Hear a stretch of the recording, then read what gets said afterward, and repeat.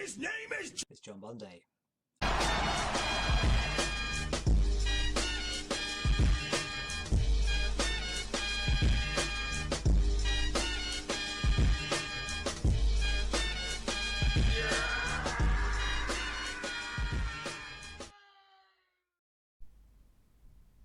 Hello Internet, it is John Bunday and I'm here to talk about a whiskey set. So, this is a collection of 6 whiskies known as, from the Lost Distillery Company, Discovery Selection, Journey Through Scotland's Whiskey Heritage, Lost Legends, Reborn. Show you the back and then we'll give it a quick read, but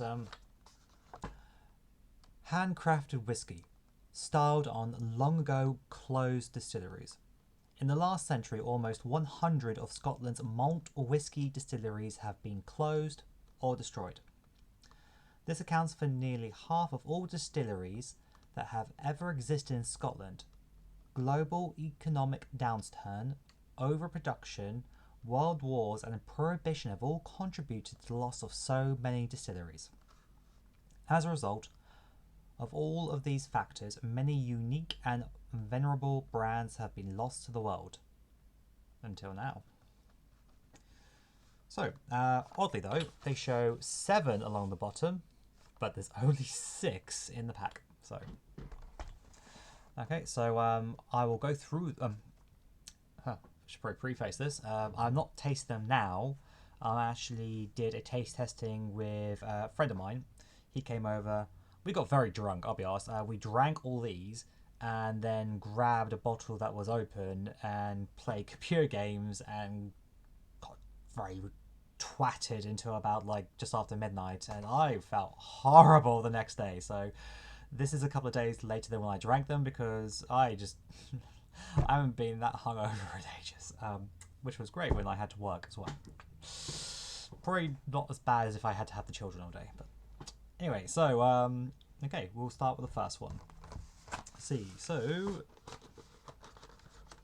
I gotta say, I do like the packaging and the way they presented the bottles.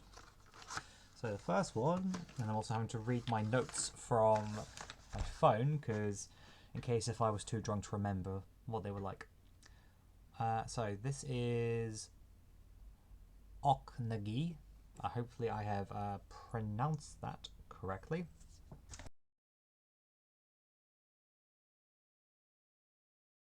And if we quickly take a look at the map on the back, that is right in the middle of the Highlands. Well, okay, that might be a lie. That's not the height in the middle of the Highlands. It is a little bit further south of the Highlands. Still counts as the Highlands, okay? So, let's see.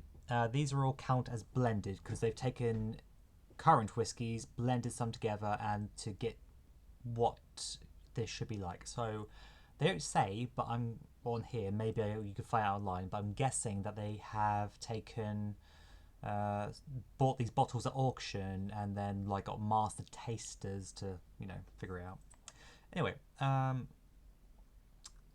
so opened 1812, closed 1911. Oh, just short of their centenary. So, historical location, Tullinmet, Perthshire, or if you correspond, Perthshire. Tasting notes: floral, honeyed, dried fruits, and pepper. 43%. Okay, so honey on the nose. These are my notes. Honey on the nose, but tastes watered down, and when swirled around the glass, has no legs. Honey taste. Yeah. So I think to try and get the flavour of this one, they literally did just water it down. If you've ever I don't really tend to add water to whiskey, but if you add a lot of water to whiskey, it changes the consistency of the texture. So rather than feeling like the oils in your mouth and all that, it just tastes more like water. But yeah, so I'm guessing that's what they had to do. I'm not sure if the original whiskey would have tasted like that, unless if they did water down the whiskey when they sold it. But yeah, so Yeah, and that one was, or we ranked all these. That was number 6, so that was the lowest of all of them. And oh, sorry, I should have this because we tasted them in the order going from fruity and oily. Ironic, considering that wasn't very oily, all the way through to coastal smoke and peat. So, okay. Then the next one that we did was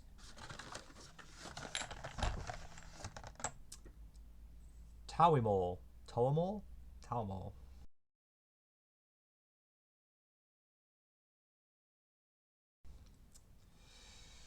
Opened 1898, closed 1931. Dufftown. Dufftown? Like Duff beer? Dufftown? Speyside. Tasting notes: peach, vanilla, almonds, and cream. 43%. And I forgot to show you on the map. And that one is, here we go, near Speyside. So, well, I already said Speyside, but so you can see it on the map. Okay, so when you smell it, you know, you really got like cream. Like if I, like kind of like a cream liqueur kind of smell, which I've never had that with whiskey before. When I've smelled one, I've never thought cream liqueur. That just, so I'm not sure what they did to that to get that kind of smell, but and it tastes like whiskey, which isn't a bad thing. It's just it's kind of like that's definitely a whiskey. So there's not much else to it, really. Not that smooth, but it doesn't kick you with alcohol. So it's, you know, you could drink it, but there's not really that, when you're drinking it itself, there's not that much to it. That being said, this was ranked 3rd out of 6. So, yeah. Okay. Now, moving on, we have Jericho.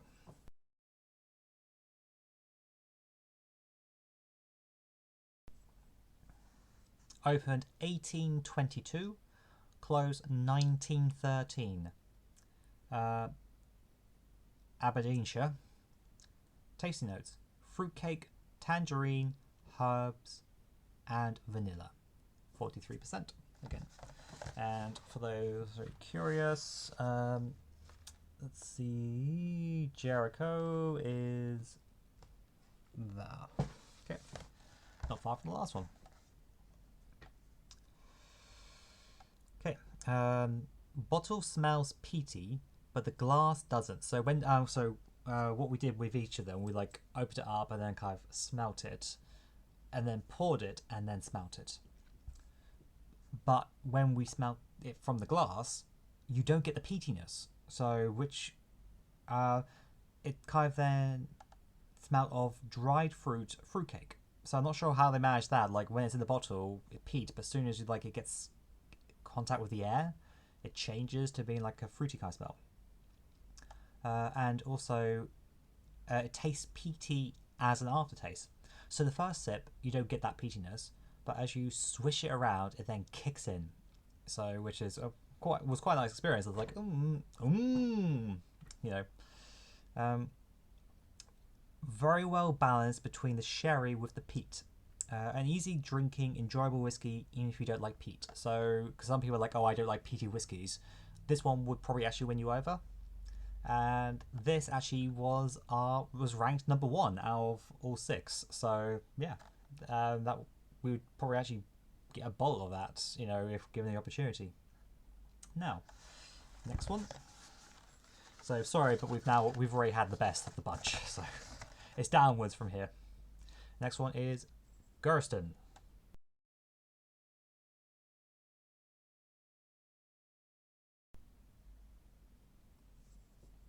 Opened 1796. I think this might be the latest. Sorry, the oldest of all of them. Closed 1882. Historical location: Halkirk, Caithness. Tasting notes: ripe fruit, toffee, smoke, and spice. 43%. So, and that one is located. Here we go. Up here. So, like pretty much nearly as far north as you can go, but still count as being in Scotland. So, okay. Okay. A rye smell. So rye. So rye, like why am I struggling to remember the word? So for those who don't know, if you're blending whiskey, then the base whiskey is a rye whiskey. Like you have single malts, for example, but rye tends to be the base is phrase here, but the base for blended whiskies. But also you'll get distilleries who will just do a rye whiskey and that's it. Like there are some distilleries who all they'll do is make a rye whiskey be used for like other companies just to take it and use it, so there's not much else done with it. But I've done on this channel before a Canadian whiskey, which is just a rye whiskey, so other countries just do that as standard. So anyway, so rye smell and a hint of peatiness on the nose. Tastes watered down again, but not as bad as that very first whiskey I mentioned. Has some peaty taste. So again, this is another one where, knocking them over, where it seems like they had to water down slightly to try and get the flavour they wanted. But again, it's noticeable when you're tasting it, which to me is a bad thing because it makes me think, oh, well, I've overwatered this. But so this one was 5th out of 6. So again, yeah, I mean it was alright, but okay. Moving on to left.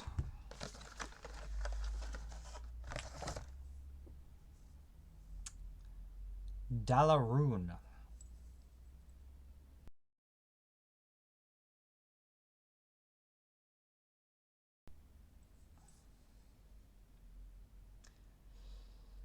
Opened 1825, closed 1925. Oof, that's a bad centurion. Bad centurion celebration. Anyway. Historical location. That's very small. Campbellton, Argyll and Boot. Smoke, salt, spice and fruits. 43% again. Okay, and that is... yeah. Okay, so that is not an island, it is an offshoot of Scotland. So it still counts as the mainland is what I'm trying to say. Or to be more exact, as...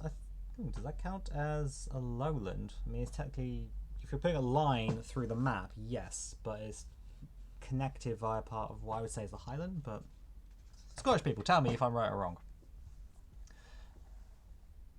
Okay, so difficult to describe the smell, but has dried fruit. The taste of it is just peat with smoke, and that's pretty much all said about it. So there's not really much with this one, and it ranked 4th out of 6, so better than the last one we just tasted, but there's not really that much to it. Okay, and for our last one, which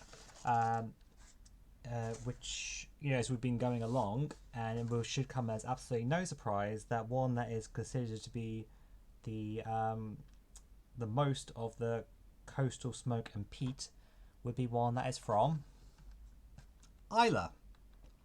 An island I have visited several times thanks to having my wife's family be from there. So definitely go and visit. If you love whiskey, you have to visit it. Go to the Brookladdy Distillery, do the warehouse tour. They will sit you down and get you absolutely smashed. Costs I think about 20 quid, and then you can use that 20 quid in the shop afterwards. So if you buy a bottle of whiskey, then you've got absolutely hammered for free. For free, and I'll let you try near enough the entire range of whiskies as well for free in the shop. Anyway. We're not here to sell, well, we are here to sell whiskey, but you know. Sorry. Losset.